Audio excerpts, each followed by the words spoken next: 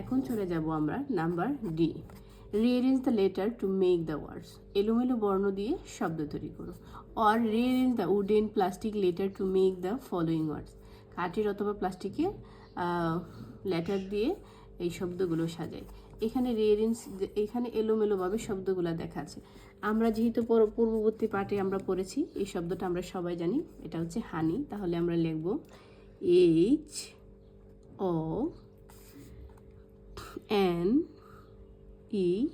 HONEY, হানি। আর এখানে কি আছে তাহলে? আইল্যান্ড। তাহলে আমরা লিখব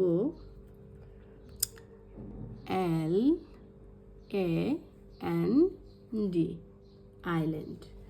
এখানে যেহেতু আমরা শব্দ ফ্রগ দেওয়া আছে, তাহলে আমরা এখানে লিখব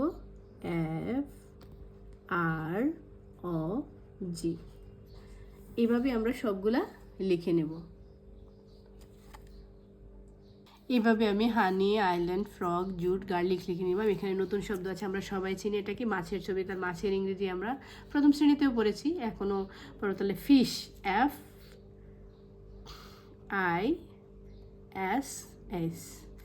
ওকে, ধন্যবাদ। পরবর্তী ভিডিও